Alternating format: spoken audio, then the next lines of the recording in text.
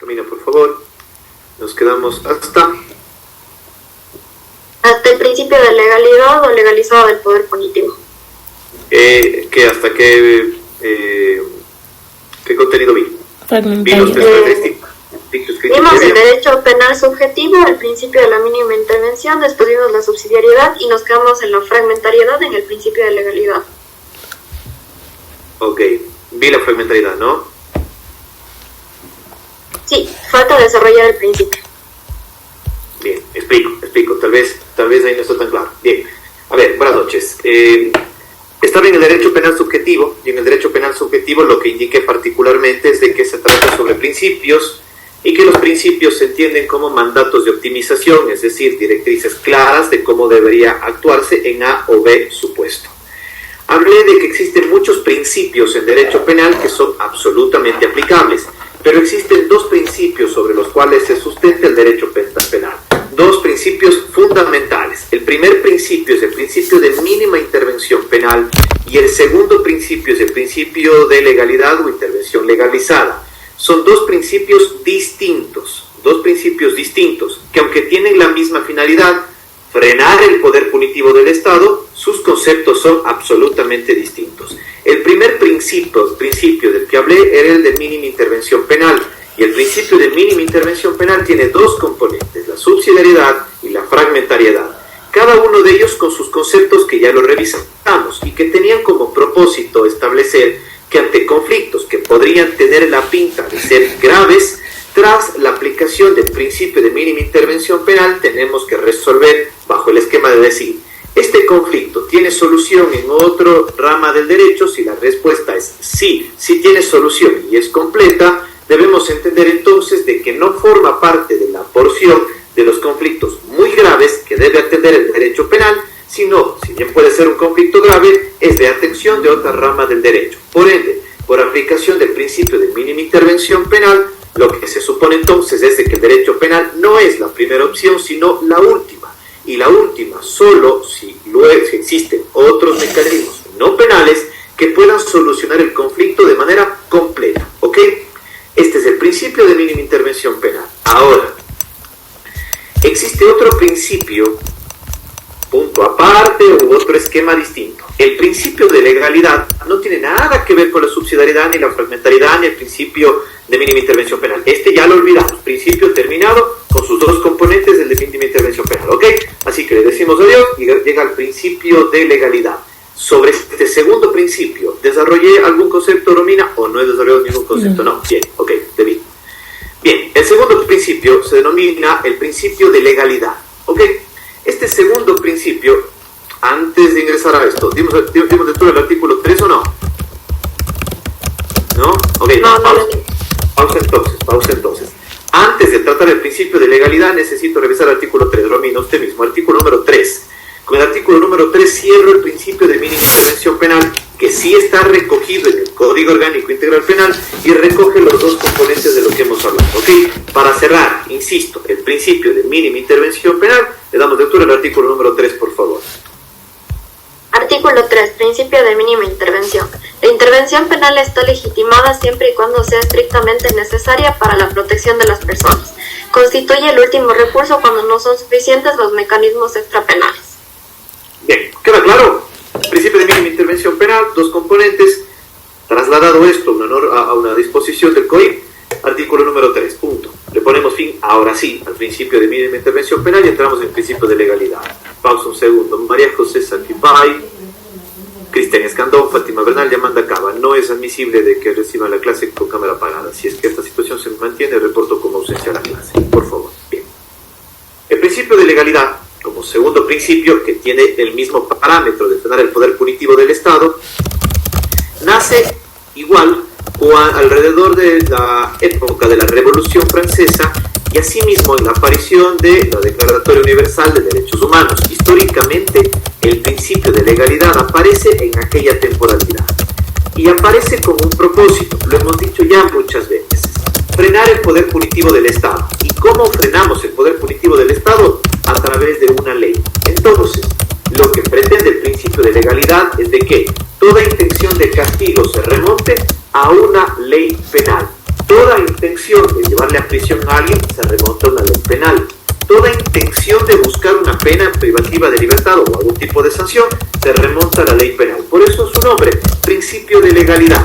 La ley como el parámetro a partir del cual se canaliza el poder punitivo del Estado. Entonces, habrán escuchado ustedes en algún momento la famosa frase nullum crimen, nulla pena sine lege. Esta alguna vez ya la escucharon. Esta se vincula de manera directa con el principio de legalidad. No hay crimen sin ley, no hay pena sin ley. Entonces, traduzcamos esto en términos sencillos al principio de legalidad. No hay delito sin ley, no hay pena sin ley, no hay proceso penal sin ley y no hay ejecución penal sin ley. En todos los cuatro supuestos, ley, ley, ley, ley. Entonces, principio de legalidad, ley para canalizar el poder punitivo del Estado. ¿Está claro hasta acá lo que he explicado? Bien, entonces, el nullum crimen, nulla pena sine lege, que es que no es sin más la traducción, si ustedes quieren, o la intención de canalizar el principio de legalidad, se manifiesta esto a través de las siguientes características. Anotemos entonces, la ley penal mínimamente debe tener tres características: escrita, estricta y previa. Repito, por el principio de legalidad, la norma penal debe cumplir tres características. Debe ser escrita, segundo, estricta y tercero, previa. ¿Ok? Con aquellas tres características voy a empezar a desarrollar por cada una de ellas distintos esquemas. ¿Ok? Entonces, principio de legalidad, ley penal, escrita, estricta y previa. Primera característica, ley escrita. Le vamos a colocar una flecha y vamos a colocar esto como título: reserva de ley, entre paréntesis, exigencia de ley orgánica. Otra vez, ley escrita, guión o flecha, reserva de ley, exigencia de ley orgánica. ¿Ok? Bien, me quedo entonces en la primera característica de la norma penal en el principio de legalidad. Sé lo complicado que es y lo difícil que es esta clase sin mis esquemas en el pizarrón, que ayudan muchísimo, pero intentaré ser lo más claro posible. Tranquilos y tranquilas, regresemos a clase, esto lo hago súper rápido desde el pizarrón y avanzando. Ok, me quedo entonces. Ley escrita, reserva de ley, exigencia de ley orgánica. Ok, primera condición: bajo el principio de legalidad, toda norma penal debe estar por escrito. Primera condición, bajo el principio de legalidad, solo existen normas penales escritas, es decir, de derecho positivo, que estén debidamente codificadas y que puedan ser revisadas por ustedes, por mí, en cualquier momento. Norma escrita, norma de derecho positivo. Esto me obliga entonces, si la regla es que la norma penal debe ser escrita, está prohibido considerar que la costumbre, que los principios generales del derecho o la jurisprudencia tengan capacidad para crear delitos o establecer penas o procedimientos. ¿Ok? Repito, la norma penal, bajo el principio de legalidad, debe ser escrita, es decir, derecho positivo y nada diferente. No puedo verificar una norma penal sino solo en el Código Orgánico Integral Penal. Y quiero colocar esto en un ejemplo. ¿Ok? Vamos a suponer que nos encontramos en determinado barrio de la ciudad que tiene una conflictividad tal de que han resuelto todo en la comunidad, no indígena, por favor, no indígena, una comunidad o un escenario barrial. Han definido entonces de que al ladrón que se le encuentra robando no le vamos a mandar a la policía, no vamos a entregarle evidencia, no vamos a enviar a la justicia ordinaria, sino el barrio, por costumbre, se ha puesto de acuerdo en que al ladrón le vamos a cortar las manos, esto como sanción ante la infracción penal que el propio barrio pueda verificar. ¿Ok? Y esta ha sido la costumbre durante todos los años. Que las autoridades no hayan tomado partido, ok. Que de por medio nadie llame a la policía, entiendo. Pero regresemos a esto. Resulta ser que para el barrio una sanción para el robo es cortar las manos. Puede entenderse que esta costumbre es una fuente del derecho penal y por ende, por costumbre, ¿puedo aplicar una sanción? La respuesta va a ser categórica: nunca, por favor, jamás. Ni la costumbre, ni los principios generales del derecho, ni la jurisprudencia pueden crear delitos, tampoco penas, tampoco procedimientos. ¿Por qué? Porque bajo esquema, todo está escrito en un código orgánico integral penal. Esto es el respeto a la primera característica del principio de legalidad. ¿Ok? ¿Qué tienen que hacer? Hay una regla que dice, si ocurre un delito, usted puede aprender. Llame a la policía según este mismo procedimiento le lleva a un fiscal. Ese mismo fiscal, con la misma regla, puede buscar evidencia. Este mismo fiscal, con esta regla, puede imputarle cargos. Un juez puede determinar que se vaya a prisión, pero todo con estas normas escritas. ¿Ok? Ahora, ni la jurisprudencia penal ni la jurisprudencia constitucional pueden crear ni delitos, ni normas penales, ni procedimientos. ¿Estamos claros acá? ¿Quién es el órgano o la función estatal encargada de la creación de normas? Vamos, Erika Ortiz, por favor. Erika, ¿cuál es el poder estatal o la función estatal encargada de crear normas? Normas en general. El legislativo, la Asamblea Nacional. Okay. Aquellos a los que siempre le estamos reclamando un sinnúmero de situaciones, pero dejemos claro, el poder legislativo es el único órgano que tiene la facultad de crear normas penales. El poder legislativo, es decir, la Asamblea Nacional, es el único órgano capaz o con facultad de crear normas penales. ¿Por qué digo esto? Porque esto es la denominada reserva de ley. ¿Se acuerdan que colocamos la flecha? Entonces, cuando hablo de reserva de ley, dos parámetros. Reserva de ley, ¿a quién le han reservado la facultad de crear normas penales? A la Asamblea Nacional. ¿Y qué características deben tener? Escritas, ninguna otra. ¿Ok? Por favor, usted, Erika, un 132, numeral 2 de la Constitución, y María José Pacheco, por favor, un 133, numeral 2, igual de la Constitución de la República del Ecuador, por favor. ¿Ok? Ya voy a esto. Preparen las normas. ¿A dónde voy con esto? Si la primera característica del principio de legalidad es de que la norma penal debe ser escrita y esta está reservada para su creación a la Asamblea Nacional, tiene cierto sentido. ¿Por qué? ¿Quiénes escogen a los asambleístas? Nosotros. Y ellos, en teoría, lo que hacen es representar la voluntad del pueblo al momento de definir las normas a ser puestas en el orden jurídico. ¿Ok? Recordarán ustedes entonces que a la Asamblea Nacional se le ha otorgado un montón de ocasiones la facultad de modificar el COIP, han aumentado penas, han creado nuevas infracciones penales, y así está toda la disputa. Acuérdense que incluso en estas últimas épocas se habría creado la ley de solidaridad, la ley de integridad pública. ¿Recuerdan estos debates? Y luego lo que hizo la Corte fue decir, mal hecho, retiren nomás. Pero ¿a quién? ¿En qué órgano se creó la norma penal? En la Asamblea Nacional. Oiga, Diego, pero es que el presidente fue quien envió. Sí, yo sé que lo envía. Hay muchísimas personas o entidades que pueden enviar a la Asamblea las propuestas normas, pero a la final la Asamblea, en medio de todo el protocolo regular legislativo, es el que finalmente determina y dice, se aprueba el Código Orgánico Integral Penal o la reforma al Código Orgánico Integral Penal. ¿Está claro entonces? El único órgano con facultad de expedir normas penales es la Asamblea Nacional. ¿Esto dónde se recoge? Vamos a las normas. 132, numeral 2, Erika, por favor, de la Constitución. Bien. Artículo 132. La Asamblea Nacional aprobará como leyes las normas generales de interés común. Las atribuciones de la Asamblea Nacional que no requieran de la expedición de una ley se ejercerán a través de acuerdos o resoluciones. Se requerirá de la ley en los siguientes casos. Numeral 2. Tipificar infracciones y establecer las sanciones correspondientes. ¿Listo? Gracias. Entonces, la Asamblea Nacional tiene la facultad, y ha quedado clarísimo, vía constitucional, de que si usted necesita crear una infracción y usted necesita colocar una sanción a la infracción, ¿se acuerdan? Supuesto de hecho, consecuencia jurídica. Ok, si usted quiere llegar a una norma penal, tiene que irse a la Asamblea para que la Asamblea genere aquella norma. Ahora, ¿qué tipo de norma debe ser? ¿Ley ordinaria o ley orgánica? María José, 133.2, por favor. Ya, 133. Las leyes serán orgánicas y ordinarias. Serán leyes orgánicas 2, las que regulan el ejercicio de los derechos y garantías constitucionales.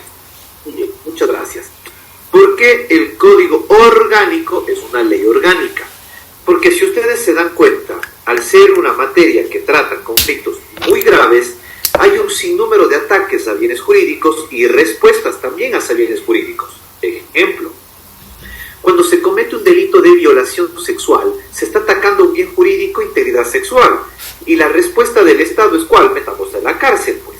¿Qué bien jurídico se le está limitando al que se va a prisión? La libertad. Entonces tengo integridad sexual por un lado y respuesta, libertad ambulatoria por otro. Si son derechos constitucionales los que se están jugando en materia penal, es obligatorio por un 133.2 que la norma penal sea de carácter orgánico. Por ende, el código se llama Código Orgánico Integral Penal. ¿Estamos claros hasta acá? Bien. Ahora, regreso entonces. La primera característica es que sea escrito, que venga del Poder Legislativo y de que sea a través de una ley orgánica por las características de la norma penal. ¿Ok? Ahora, ¿qué función cumple la Corte Constitucional?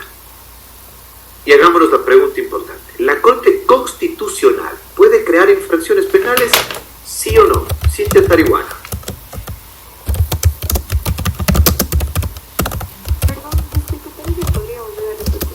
Por favor, estemos atentos.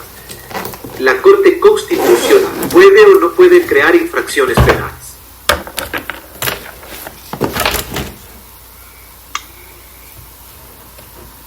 Usted tiene, Cintia, un título clarísimo que dice reserva de ley. ¿A quién le ha reservado la Constitución crear normas penales? Al Poder Legislativo. ¿Y a quién más le ha reservado? A nadie más. A nadie más. A nadie más. Pare ahí. A nadie más. Punto. A nadie más. La Corte Constitucional no puede crear infracciones penales. La Corte Constitucional no puede crear penas privativas de libertad o penas a consecuencia de infracciones penales. La Corte Constitucional no puede crear procedimientos penales. Lo que sí puede hacer la Corte Constitucional es retirar normas penales. Que nos quede claro, por favor, lo que sí puede hacer la Corte es retirar normas penales. Vamos a ver un ejemplo de esto y ya les voy dando la primera sentencia que va para el control de lectura. Vamos a anotar todos y todos. Sentencia número de la Corte Constitucional 8-20-CN/21. ¿Ok? 8-20-CN/21. Del 18 de agosto de 2021 en ponencia de la jueza Carla Andrade Quevedo. Voy a explicar esto. Perdón, doctor, es como un poquito de... se me está cortando el internet. ¿Puede repetir el número de la sentencia, por favor? 8-20-CN/21. De fecha 18 de agosto 2021 en ponencia de Carla Andrade Quevedo. ¿Estamos? Bien. Entonces, ¿qué es lo que hace la Corte Constitucional? Y sobre todo para que todas y todos entremos en el contexto. Ustedes están bastante claros en las distintas funciones del Estado, la función ejecutiva, la legislativa, la judicial, y dentro de la judicial tenemos la judicial y la constitucional. Todo bien.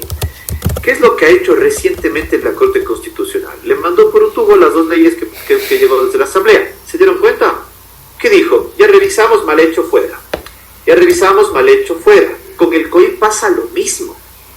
El Código Orgánico Integral Penal, pese a que esté por escrito y provenga de la Asamblea Nacional, no está exenta de que la Corte Constitucional revise la norma penal, pero la puede revisar con un solo propósito: retirarla si es inconstitucional. Pero no puede hacer, le vamos a agregar ahí un tipo penal que les está faltando, no puede hacer la Corte eso. Oiga, muy poquito le están dando para la violación sexual, más deberían darle, vamos a cambiarle, vamos a ponerle 30 años. No puede, no puede. Oiga, le vamos a cambiar el procedimiento porque muy demorado está el juicio. No puede, no puede. Lo único que puede hacer la Corte Constitucional es revisar las normas y verificar si cumplen parámetros, y si no cumplen, fuera. ¿Por qué? Porque la lógica de la Corte Constitucional es que exista coherencia entre la Constitución y el COI, es decir, que no estén divorciados, que sean buena pareja. No son iguales, lo sé, pero son buena pareja, porque el uno está conforme al otro y van en una suerte de sintonía. ¿Está claro hasta acá? Explico entonces la sentencia constitucional. Vamos todos a un 536. Ustedes van a verificar un 536 de hoy, que no es el que estuvo siempre. Voy a leer el viejo 536 del COI. El viejo 536 del COI, que estaba vigente para el 2 2021 decía lo siguiente, por favor. La prisión preventiva podrá ser sustituida por las medidas cautelares establecidas en el presente código. No cabe la sustitución en las infracciones sancionadas con pena privativa de libertad superior a 5 años. ¿Okay? ¿Qué pasaba entonces? Muchos jueces dijeron, oiga, Corte Constitucional, tenemos una norma que vino de la Asamblea Nacional, tenemos una norma que está escrita, tenemos una norma que está en un código orgánico. Todo aparentemente se cumple bajo el primer parámetro del principio de legalidad. Todo bien hasta acá. Pero nos entra la duda, porque consideramos de que no es constitucional. ¿Por qué? Porque lo que está diciendo el 536 viejo es, si usted es acusado de un delito de más de 5 años, no nos interesa si es culpable o es inocente. No nos interesa nada más. Usted lo único que tiene acá es una prohibición de que le sustituyan la prisión preventiva. ¿Está claro por dónde va esto? Varios jueces lo que hicieron entonces fue, hagamos una consulta a la Corte Constitucional para saber si era o no era una norma correcta conforme a la Constitución. ¿Y qué dijo la Corte Constitucional? Mal hecho. Esa frase de que no se puede sustituir, la retiramos. Vamos a dar lectura, Sofía Rodas, por favor, al actual 536, inciso primero. Y dígame si está o no está el que leí yo de la prohibición de sustitución de más de 5 años, por favor. Dice artículo 536, sustitución. La prisión preventiva podrá ser sustituida por las medidas cautelares establecidas en el presente código. No cabe la sustitución en las infracciones sancionadas con pena privativa de libertad superior a 5 años. Este es el viejo COIP, ¿ese es el que tiene usted ahora? Es que están a las... Sí. Bien, Sofía, la vamos a actualizar. No todos deben tener lo mismo. ¿Alguien tiene distinto? Ya le reviso todo. Venga, Adamario Ortega, ¿tiene su 536 ahí? Pero no debe decir lo mismo, o dice lo mismo. No dice lo mismo. Pausa. ¿Por qué no dice lo mismo? Porque lo que hizo la Corte Constitucional con la sentencia que van a leer, digo, uy, eso no está bien, venga, retiro. ¿Qué hizo la Corte? Retira, no incorpora, retira. Y por haber retirado, hoy el 536 es como va a leer Adamario. Por favor. Artículo 536. Sustitución. La prisión preventiva podrá ser sustituida por las medidas cautelares establecidas en el presente código. No cabe la sustitución en los delitos de peculado, sobreprecios en contratación pública o actos de corrupción en el sector privado. Si se incumple la medida sustitutiva, la o el juzgador la dejará sin efecto y en el mismo acto ordenará la prisión preventiva del procesado. La omisión del fiscal de pronunciarse u oponerse respecto a la sustitución de la prisión preventiva no justifica el otorgamiento de otras medidas cautelares. Bien, ¿encuentran ustedes la prohibición de más de 5 años? Ya no hay. ¿Y no hay por qué? Porque la Corte Constitucional lo que hizo fue retirar del Código Orgánico Integral Penal aquella frase que era inconstitucional. ¿Estamos claros entonces cómo va el esquema? Regreso.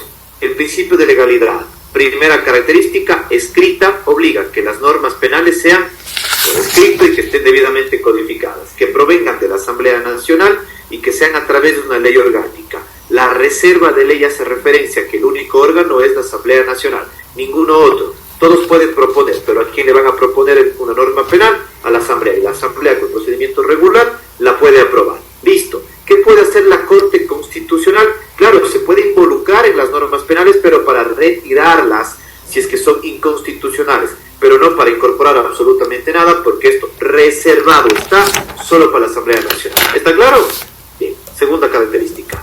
Había dicho que la ley penal no solo era escrita, sino era estricta.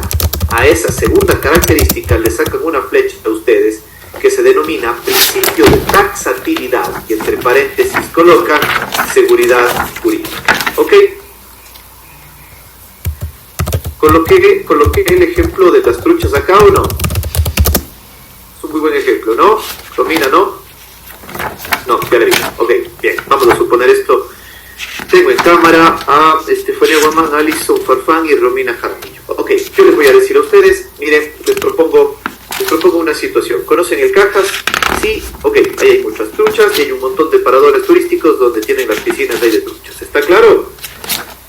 Les propongo entonces, yo tengo una red muy grande, nos subimos a la camioneta, nos vamos al Cajas, lo que hacemos es llegar a uno de los paraderos o paradores que están ahí, ingresamos al lugar, lanzamos la red a la piscina, cogemos absolutamente todas las truchas, y luego de ello lo que hacemos con ellas es ponerle en el balde de la camioneta y regresamos a la ciudad de Cuenca. Hemos cometido aparentemente una infracción penal, ¿sí o no?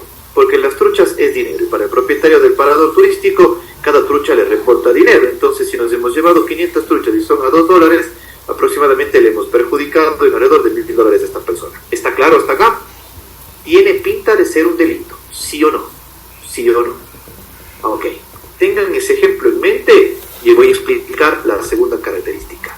La norma penal, al ser estricta, obliga a que ésta sea clara, que sea precisa, que sea de manera concreta. Esto quiere decir entonces que la norma penal no puede tener términos vagos, confusos o ambiguos, porque impediría describir o entender la conducta prohibida como tal. Repito, la ley penal debe estar redactada de una manera clara, precisa y concreta, no con términos vagos, no con términos ambiguos, porque estos últimos impedirían definir o esclarecer la conducta prohibida. ¿Está claro? Lo lógico entonces es que esta norma penal me diga exactamente qué está prohibido. Un delito de homicidio, 144. La persona que mate a otra está con una claridad absoluta, si se dan cuenta. Está prohibido matar a otra persona. Ok. La persona que, si ustedes quieren, la persona que disponga para sí de bienes, títulos, valores con la condición de restituirlos o de utilizarlos de un modo determinado. Un abuso de confianza. ¿Está claro? Está clarísimo que está prohibido. Ahora, en la suerte de que la norma sea clara y precisa y no tenga términos vagos, obliga a que se respete el sentido literal. Esto quiere decir que a la norma penal, por ser taxativa, no le puedo agregar ni no le puedo quitar absolutamente nada. La norma es tal cual como está redactada y por características debe ser clara, concreta y precisa. ¿Estamos claros? Melanie Guadalupe, no veo su nombre completo, le voy a pedir por favor revise un artículo 82 de la Constitución. Téngalo listo, ya le voy a pedir. ¿Ok? Regresemos entonces. Quiero que mientras Melanie observa un 82 de la Constitución, quiero que todas y todos revisemos un 199 del Código Orgánico Integral Penal. Y recuerdan el ejemplo de Estefanía, Alison y Romina. Vamos a ver, Alejandra Revelo, 199 inciso primero, y quiero que se hagan la pregunta. Diego, Estefanía, Alison y Romina, ¿han cometido un delito de vigiato o no? Por favor, Alejandra, 199 inciso primero. Abigeato, la persona que se apodere de una o más cabezas de ganado, caballar, vacuno, porcino, lanar, será sancionada con pena privativa de libertad de 1 a 3 años. Venga, nada más. ¿Hemos cometido esa infracción, sí o no? Estefanía. Yo creo que no. ¿Por qué? Porque no consta ahí la palabra truchas, o sea, estábamos hablando de truchas, entonces no creo que esté enmarcado en tal vez en otro artículo. Pero son animalitos también, pues.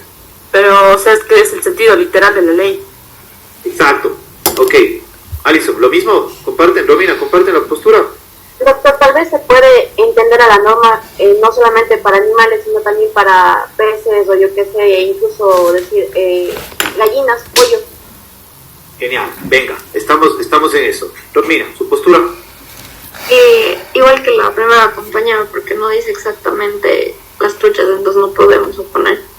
Genial, que quiero que entiendan esto. ¿Han visto la película de O.J. Simpson o la serie de O.J. Simpson cuando se coloca el guante? Ojalá podamos verla. Si es que no, vamos a colocar esto. El caso que hemos colocado como supuesto. Nos hemos apropiado o hemos apoderado de truchas. Eso hemos hecho. La norma penal está, primer requisito, está por escrito, la hizo el asambleísta, es una ley orgánica. Genial, primer requisito cumplido. Segundo, La norma penal debe ser clara, precisa y concreta y no debe tener términos ambiguos que permitan una confusión. Y me está diciendo un 199 que el delito es apropiarse de cabezas de ganado, caballar, vacuno, porcino y lanar. ¿Estamos claros?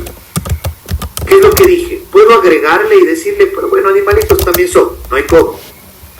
Puedo hacer una suerte de, es que si se está perjudicando, entonces vamos a interpretar esta norma de algunos, no hay cómo, no hay cómo. Aquí dice exactamente lo que está prohibido. Lo que está prohibido es apoderarse de cabezas de ganado, caballar, vacuno, porcino y lanar. Punto. Eso es un delito de abigeato, simple y sencillo.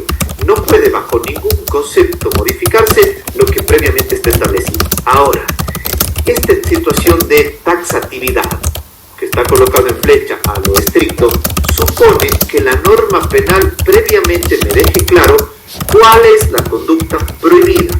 Si no me está diciendo que las truchas están incluidas, simple y llanamente se entiende de que eso, a los ojos del COI, no está sancionado. ¿Estamos claros? Ahora, Melanie, artículo 82, ¿por qué vamos a leer un 82 de la Constitución? Porque el principio de taxatividad obliga que en todos los casos, la norma penal sigue siendo exactamente esta. Es clara y debe ser aplicada tal cual en el sentido que está. Es decir, no puedo tenerle otro alcance que no sea con la claridad que ha sido establecida. ¿Ok? 82 de la Constitución, Derecho a Seguridad Jurídica. Dele. Listo, doctor. El artículo 82 dice: el derecho a la seguridad jurídica se fundamenta en el respeto a la Constitución y en la existencia de normas jurídicas previas, claras, públicas y aplicadas por las autoridades competentes. Gracias. Esto quiere decir entonces de que si las normas penales deben ser redactadas de una manera clara, precisa y concreta, todos los jueces, todas las juezas, todos los fiscales, los abogados y abogadas, sabemos que por principio de legalidad, esta es la norma penal con el sentido claro. No le puedo agregar ni quitar absolutamente nada. ¿Está claro? Cambiemos el ejemplo entonces. Nos vamos. Diego, Estefanía, Alison y Romina nos vamos en la misma camioneta, pero nos vamos a Tarque y nos subimos 3 vacas a la camioneta y nos vamos.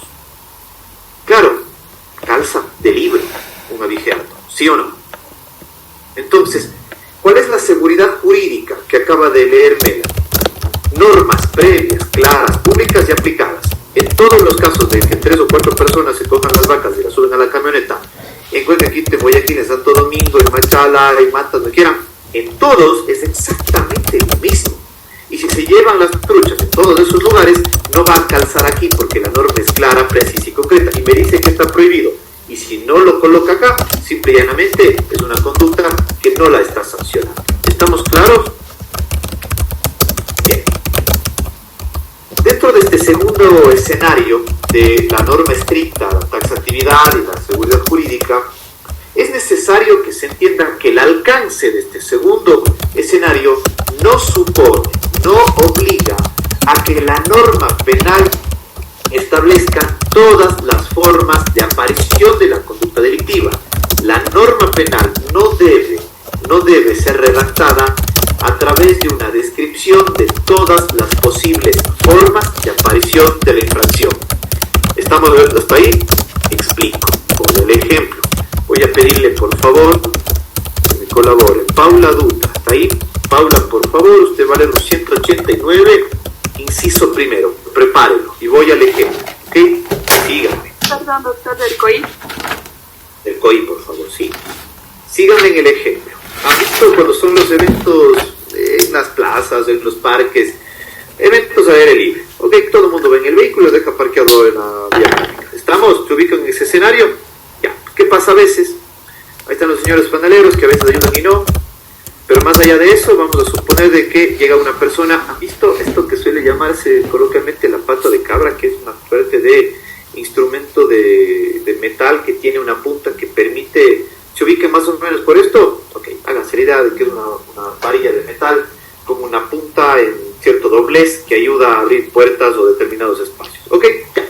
Una persona llega, ve un vehículo, no es su vehículo, es un vehículo ajeno, coloca este instrumento, rompe las seguridades, ingresa al vehículo, se toma el radio y se retira. ¿Está claro?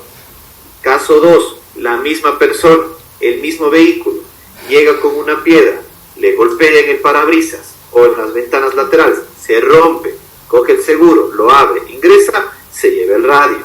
Caso número 3, coloca un explosivo en la puerta, revienta, la puerta se abre, toma el radio y se retira. ¿Está claro estas 3 formas? Los 3 son robos, ¿ok? La norma penal, cuando estoy en este segundo requisito de que sea estricta, es decir, clara, precisa y concreta, se entiende de que la norma penal me debe contar todas las posibles formas de cómo se debe cometer el delito de robo o no. Vamos a leer entonces un 189 inciso primero y díganme si está bien o mal, si es que se cumple o no se cumple el segundo parámetro de un 189 inciso primero, por favor. Le pedirá Paula, debe. Artículo 189. Robo. La persona que mediante amenazas o violencia sustraiga o se apodere de una cosa mueble ajena, sea que la violencia tenga lugar antes del acto para facilitarlo, en el momento de cometerlo o después del contenido para procurar impunidad, será sancionada con pena privativa de libertad de 3 a 5 años y multa de 10 a 20 salarios unificados del trabajador en general, si el robo se produce únicamente con fuerza de las cosas. Gracias. Está diciendo de que sea con varilla de metal, que es una forma, ¿verdad? ¿Está diciendo de que sea con piedra? No. ¿Está diciendo que sea con explosivo? No. La norma penal del 189, inciso primero, ¿está incumpliendo la segunda característica del principio de legalidad, sí o no, María José Pacheco? ¿Está incumpliendo o no? Yo creo que no está incumpliendo porque, o sea, si nosotros hablamos de la fuerza, podemos utilizar muchos mecanismos para el mismo y sería absurdo que se ponga a enumerar a todo, pero se entiende que si se usa la fuerza, será sancionado con esa pena. Cuando la norma dice fuerza, ¿está con un concepto claro, preciso y concreto, sí o no?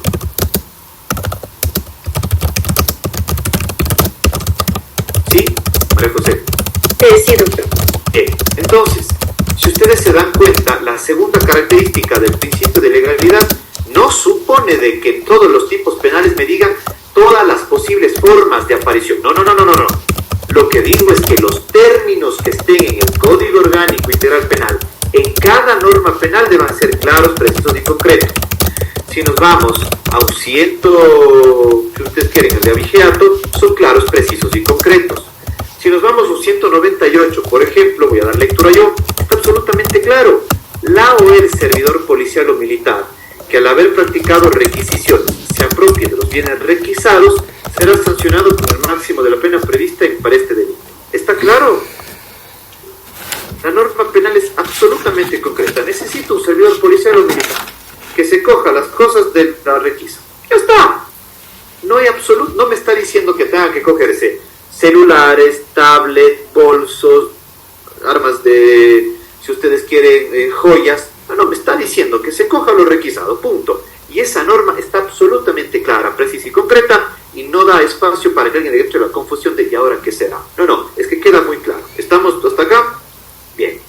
Tercer punto, ley escrita, estricta, ley previa, por favor. Tercer punto del principio de legalidad, tercer componente. Y a esta suerte de ley previa le van a sacar una flecha que se llame irretroactividad de la ley penal, ¿ok? Irretroactividad de la ley penal. Y aquí voy a explicar esto de una manera, si ustedes quieren, cronológica. La entrada en vigencia de una norma penal se vincula de manera directa con su publicación en el registro oficial, salvo que exista una vacatio legis. ¿Qué significa esto? Que se publique en determinada fecha, pero que la propia norma diga que entre en vigencia luego de determinado tiempo. ¿Ok? Entonces, regla general, publico y entra en vigencia. Excepción, publico, no entra en vigencia. Luego de cierto tiempo, ahí entra en vigencia. ¿Ok? Entonces, la regla, o si se quiere, el principio de legalidad, su tercer componente, obliga a que antes de que se pueda sancionar determinada conducta, la ley penal ya exista. Es decir, primero existe la ley penal, luego aparece determinada conducta, determinado hecho, y ahí sí es aplicable. ¿Estamos claros? Entonces, la ley penal debe ser previa al hecho. La ley penal debe existir previa a los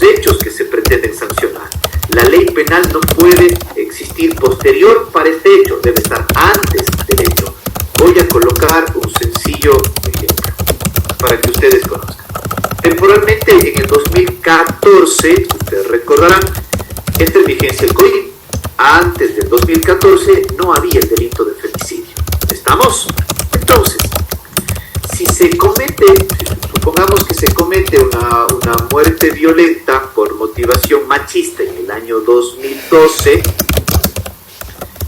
esta persona, claro, está procesada penalmente y en ese momento, claro, ya tras los distintos fechas, momentos, trámites, el Tribunal Penal mañana 7 de octubre de 2024 2025 tiene que tomar una decisión. ¿Estamos claros? ¿Cuál es la regla? El femicidio, es decir, la norma penal de femicidio debe existir por principio de legalidad antes de que se cometa ese delito. Pero este no ha sido el caso, porque el delito fue cometido y luego existió la norma penal de femicidio. ¿Puedo aplicarla? No hay cómo, ¿ok?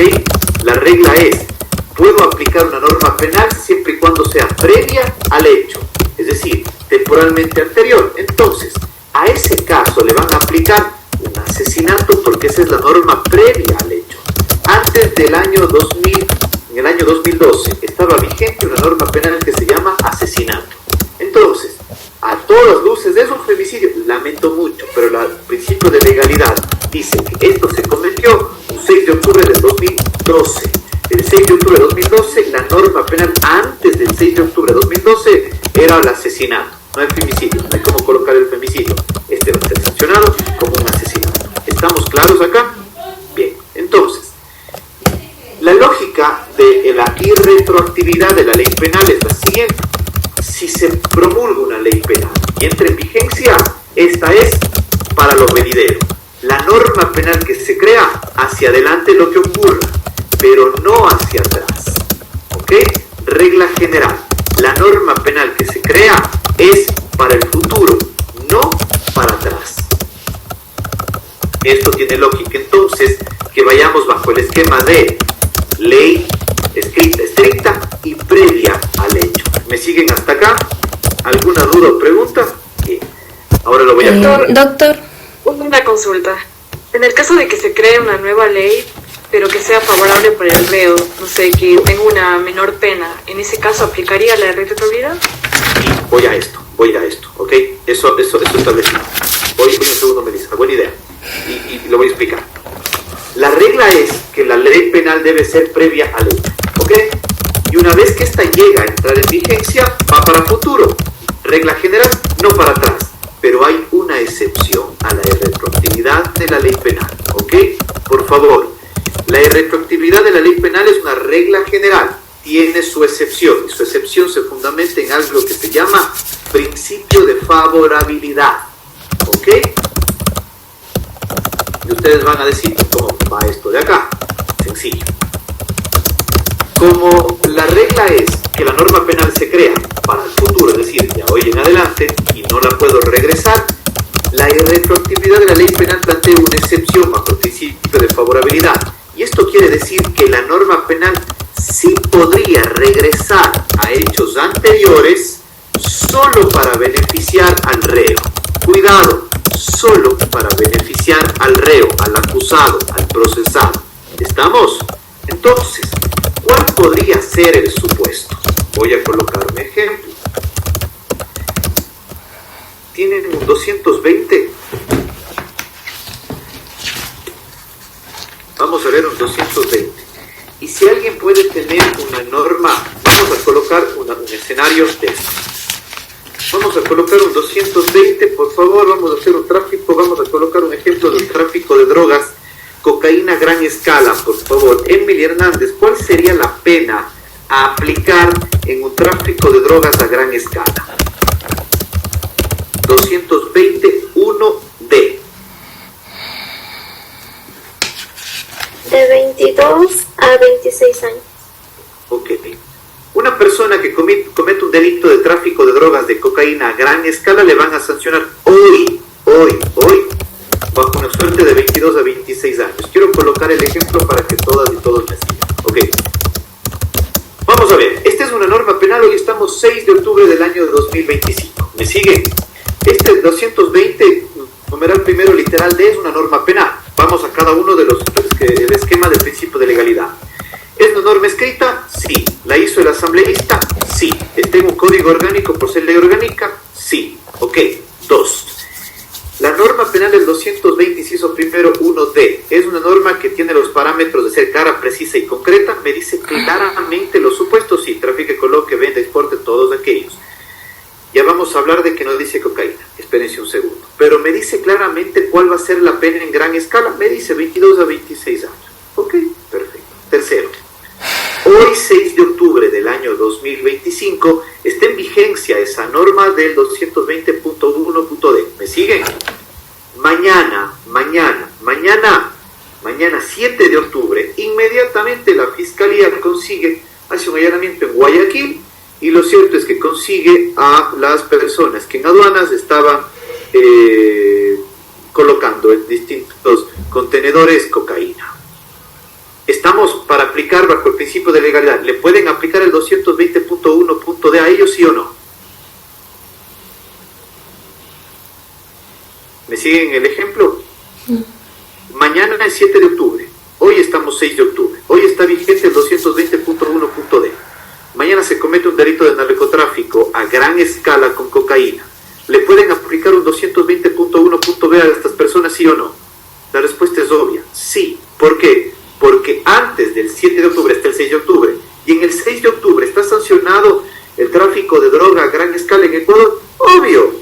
Entonces, si el 7 de octubre pasan los hechos, parece un ratito, antes del 7, ¿hay una norma que sancione esto? Sí, claro que sí. Ok, entonces, se cumple. Ahora, ¿qué es lo que pasa?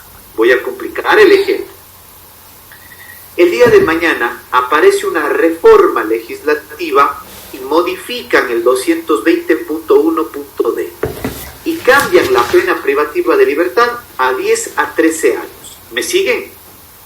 Es la misma norma penal, es el mismo 220.1.d, pero me están cambiando de 22 a 26 y por reforma penal me están colocando 10 a 13. Pero esta reforma entra en vigencia el 6 de noviembre del 2025. ¿Me siguen? ¿Cuándo se cometió el crimen? 7 de octubre de 2025. ¿Cuándo reforman la norma? 6 de noviembre de 2025. A ver, Diego, regla general. Desde el 6 de noviembre de 2025 hacia adelante, hacia futuro, es la regla. La regla también es que la norma penal del 6 de noviembre de 2025 no regresa anterior, salvo principio de favorabilidad. Salvo principio de favorabilidad. ¿Cuándo hay principio de favorabilidad? Anoten, por favor.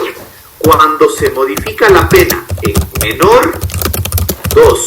Cuando la pena privativa de libertad desaparece. 3. Cuando la conducta penalmente relevante desaparece. Regreso. Cuando el principio de favorabilidad, cuando la conducta penal desaparece, cuando existe reducción de la pena privativa de libertad o se retira la pena privativa de libertad. ¿Qué ha pasado en este caso? No, la reforma del 6 de noviembre no quita el delito, mantiene el delito. La reforma del 6 de noviembre no quita la pena privativa de libertad.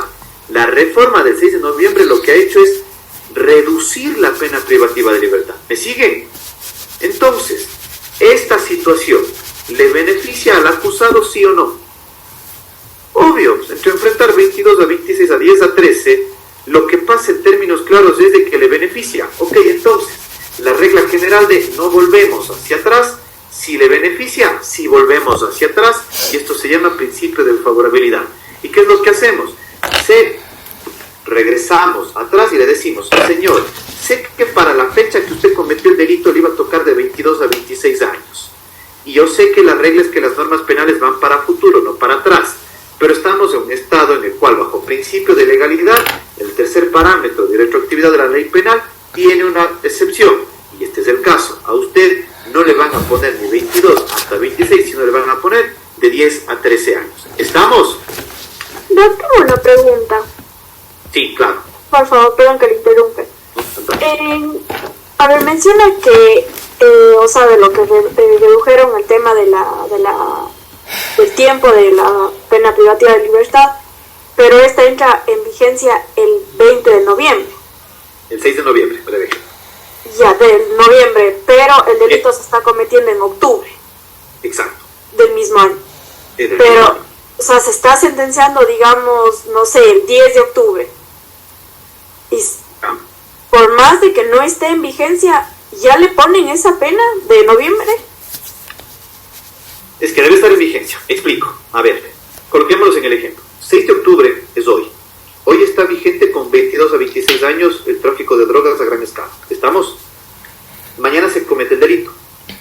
Por obvias razones, la ley antes al cometimiento del delito es la aplicable. 22 a 26 años. Genial.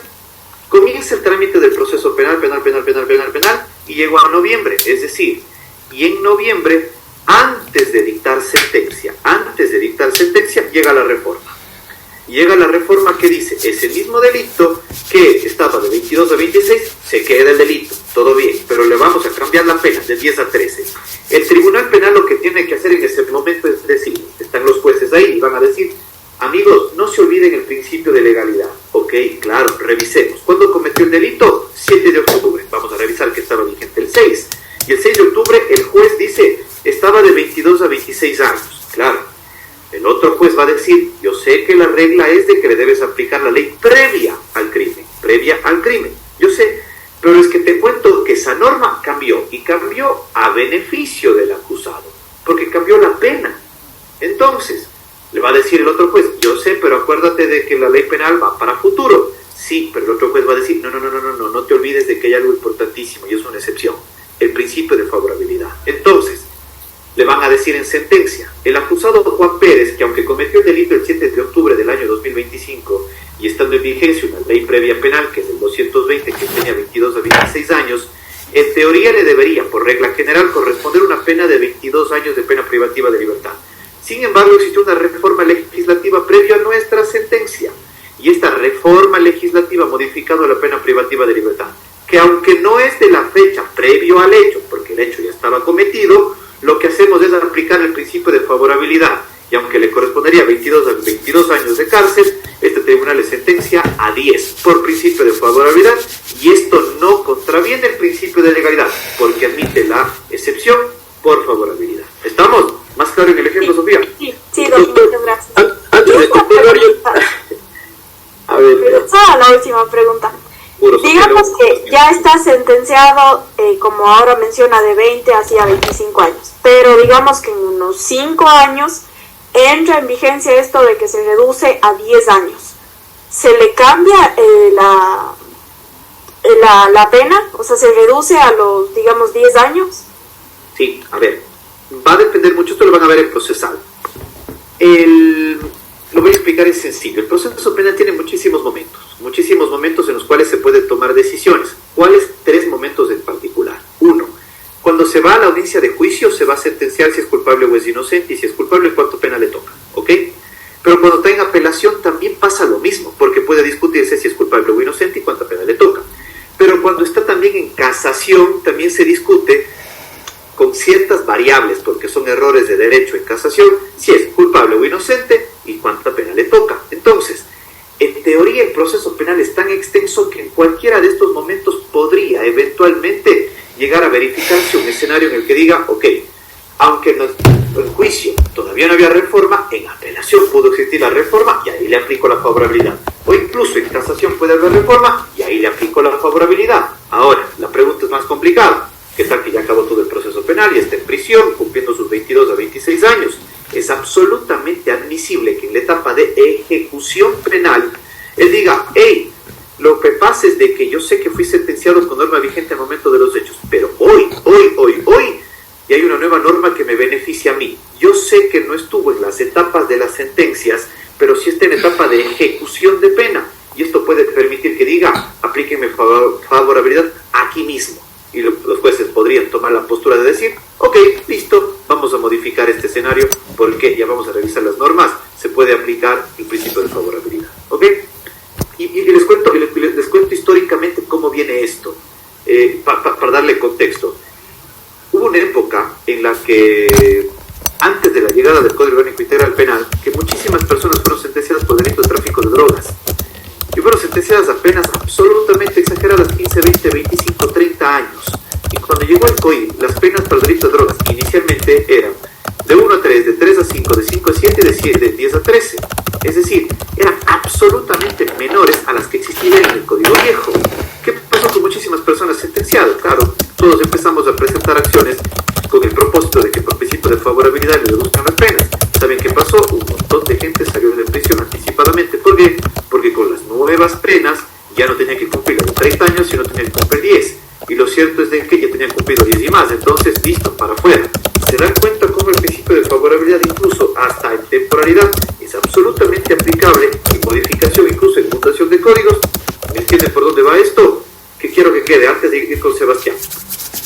La norma penal escrita, la hace la Asamblea, debe estar clarísima y debe ser antes de que ocurran los hechos. Ocurren los hechos, antes ya estaba esto de acá, le podemos aplicar.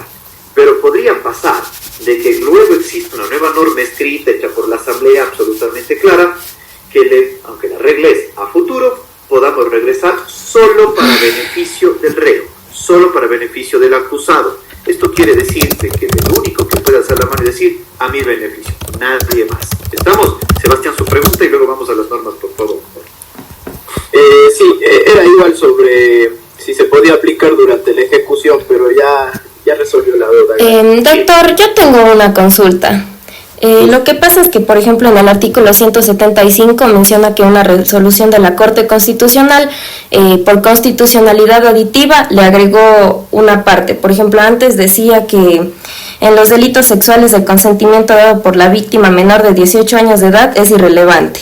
Pero con esta resolución le adhirieron otra parte que dice, excepto en los casos de personas mayores de 14 años que se encuentran en capacidad de consentir en una relación sexual.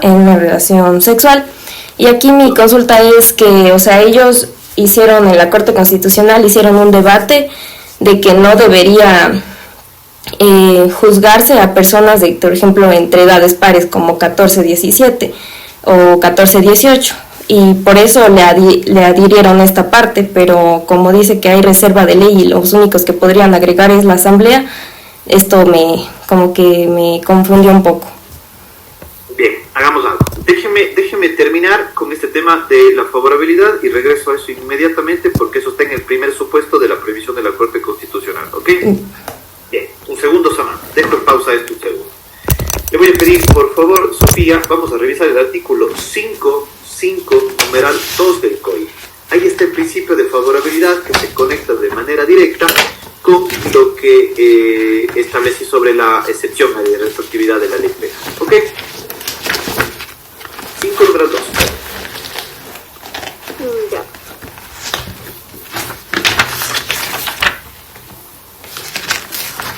A ver, artículo 5. Principios procesales.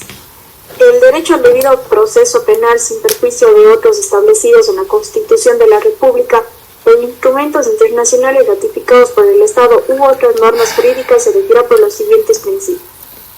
Numeral 2. Favorabilidad.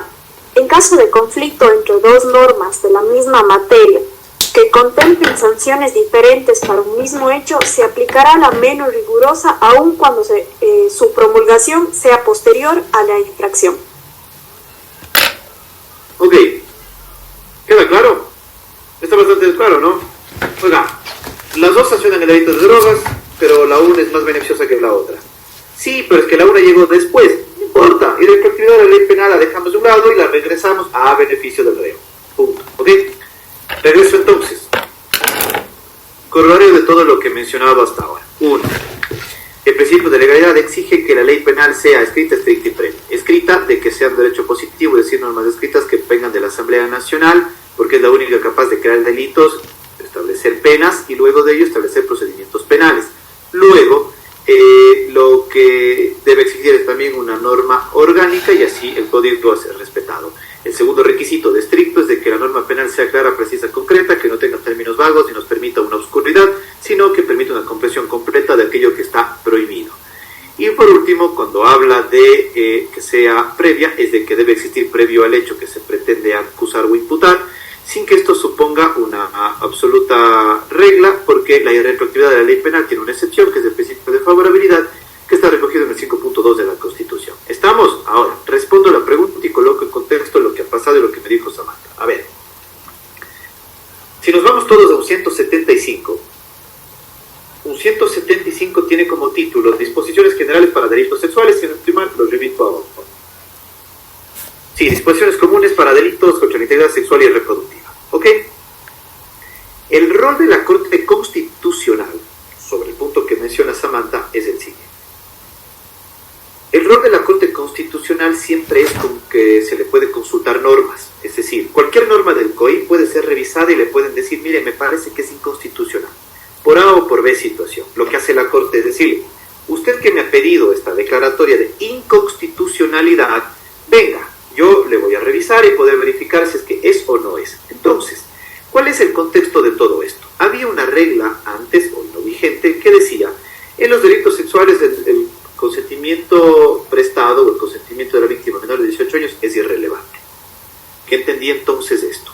Que si es que la persona mantenía relaciones sexuales y era menor de 18 años, no podía entenderse que tenía capacidad de consentir. ¿Está claro en esto? Es decir, entre una persona de, vamos a colocar el ejemplo, 18 años y una persona de 17 años, si es que era una absoluta relación voluntaria, con absoluto respeto, lo que decían es, hey, esa voluntad de ella o esa capacidad de consentimiento está prohibida, eso no se puede considerar, no es así. ¿Estamos? Empezaron a cuestionarse entonces, oiga, pero es que la vida real no es tan así, porque los adolescentes sí ejercen ciertos derechos de libertad sexual, en tanto y en cuanto tengan ciertos conocimientos previos y en condiciones adecuadas. Entonces, ¿qué pasa eso? Se hizo la consulta, me acuerdo de la sentencia, no recuerdo exactamente el número, pero lo que hace la Corte Constitucional es analizar esto, y establece y dice, a ver, vamos a dejar establecido el escenario. De 14 hasta menos de 18, sí pueden dar consentimiento a los adolescentes, pero hay que revisar todos los parámetros adecuados para evitar de que exista manipulación, una suerte de ejercicio de poder, un escenario en el cual exista vulnerabilidades y demás. En otras palabras, no ha dicho, a una suerte de generalización, los mayores de 14 y menos de 18 tienen absoluta decisión sobre su libertad sexual. No ha dicho esto. Lo que ha dicho la Corte es, revisemos caso por caso. Ejemplo, una persona, si ustedes quieren, una persona de cierta condición económica versus una chica de 15 años que es analfabeta y que está en condiciones de absoluta vulnerabilidad y que además él tiene 45 años y apenas tiene 15 años. Estos son los parámetros que la Corte dice, ¡hey! Hay alerta. Ese consentimiento que aparentemente es voluntario puede ser que no sea voluntario por un sinnúmero de motivos que hacen ver que hay una relación jerárquica de superior e inferior. Entonces, puede haber manipulación, así que no entiendan que aquí que realmente sí hubo un consentimiento.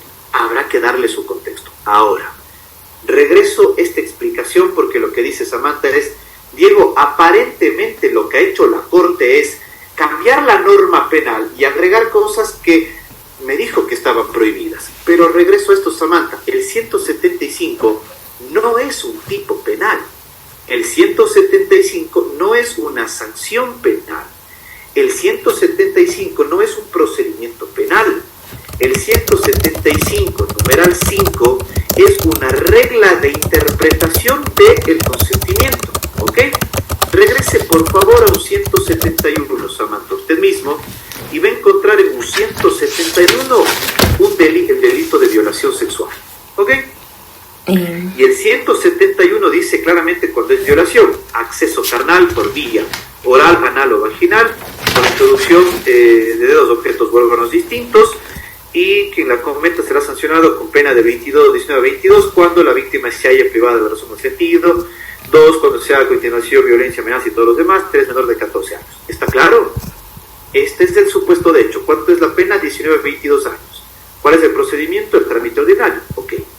Lo que ha hecho la Corte es decir, a ver, el 175 aparentemente es inconstitucional porque se ve en contra de los derechos a la autodeterminación y al ejercicio de la libertad sexual de los adolescentes, pero no me está tocando tipos penales, ¿ok?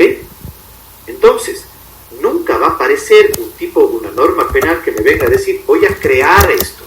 No ha tocado un 175 violación sexual o es violación sexual o ha retirado un numeral 1, 2 o 3 de violación. No ha hecho. Lo que ha hecho en el 175 es decir, a ver, si el día de mañana una persona de 45 años es acusada de delito de violación sexual a una persona de 17 años y él dice, es que ella quiso, a ver, vamos a revisar bien las condiciones porque ese ella quiso no es tal, la Corte no ha dicho, siempre quiere, no señor, la regla es que todo es voluntario. Entonces, cuando estamos con estos cambios entre dos personas, hay que ver las condiciones. Entonces, no está absolutamente en desacuerdo con el principio de legalidad. El de legalidad dice, la Corte puede en tipos penales, en penas y en procedimientos quitar, pero no crear. Pero sobre otras normas que no son penas, de supuestos hechos y consecuencias jurídicas o penas y procedimientos, no me agrega nada. Me quita, pero no me agrega. ¿Estamos claros, Samantha? Sí. Todos y todos, ¿estamos claros? Bien, es clase por Zoom, así que vamos a terminar temprano hoy. Mañana tenemos clase en la noche, no, me parece que tenemos clase en la mañana del miércoles. El jueves. No. Jueves. El jueves, ¿no? El jueves no hay clase, ¿no? ¿O estamos con clase? Ah, sí, es feriado. Es feriado, doctor. Última clase de la semana. Ya está. Entonces, a ver, tenemos varios días, vamos a tener que estudiar. Voy a coordinar con Romina, hasta el día miércoles va a haber una sentencia constitucional y... Uy, Dios mío, no, es que todavía no avanzo un poco más, permítame un segundo.